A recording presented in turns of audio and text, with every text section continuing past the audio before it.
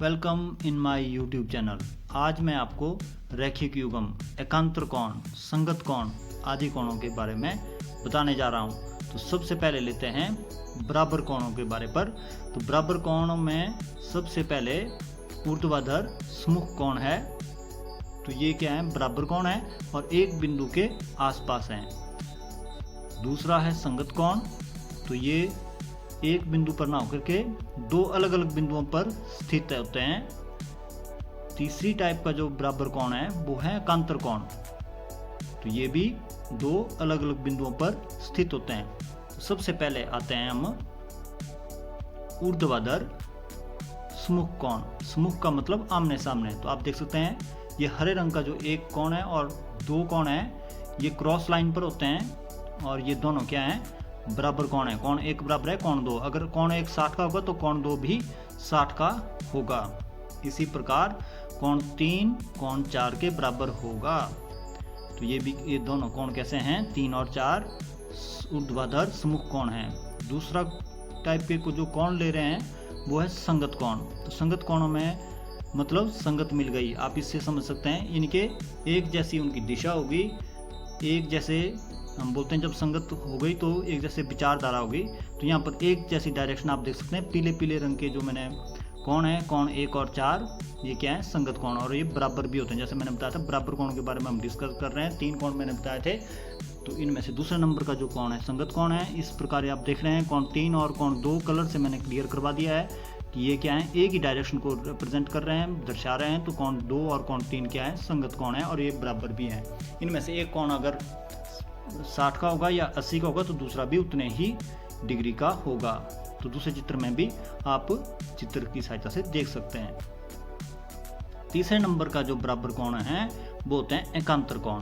तो इसमें देखिए एकांतर शब्द आ गया। जैसे पिछली बार संगत था, एक ही डायरेक्शन में थे, इस बार एकांत शब्द जोड़ा गया है।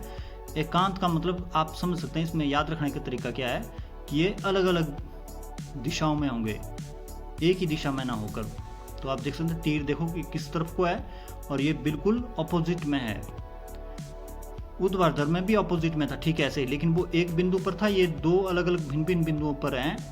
तो कोण 1 बराबर है, कोण 2 क्या होंगे? बराबर। और ये जेड शेप में जो आप देख सकते हैं, ये जेड शेप में जो कोण बनते हैं उनको भी हम या कह सकते हैं जो जेड शेप में बने हुए कोण क्या होते हैं? एकांतर कोण होते हैं। और ये क्या होते हैं? बराबर।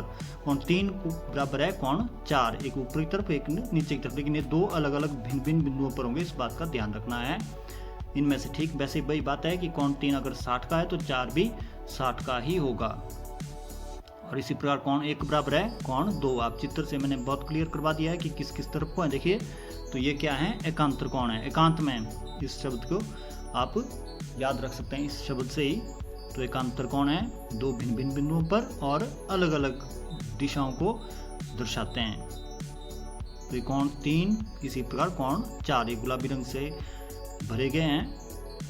तो कोण 3 बराबर है कोण 4। अगर कोण 3 120 का है तो कोण 4 भी 120 का होगा। अब जो दो कोण लेने जा रहा हूँ वो हैं जिनका योग 180 होगा।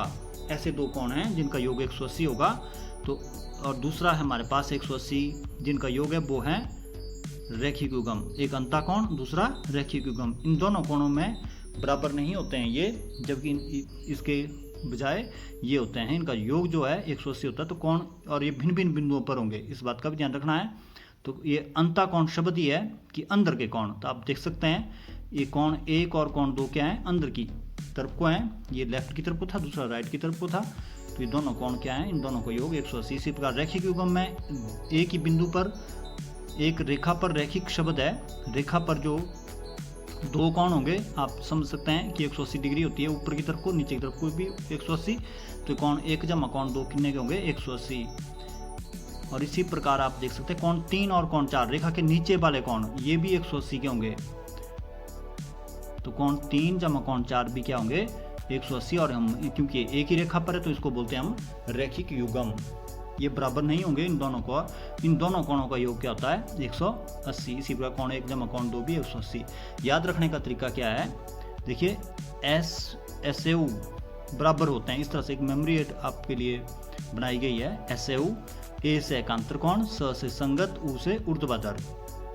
और अरे, अ से अंतःकोण, रे से रैखिक युग्म। तो इन अरे में कोणों का योगफल कितना होता है, 180 डिग्री होता है।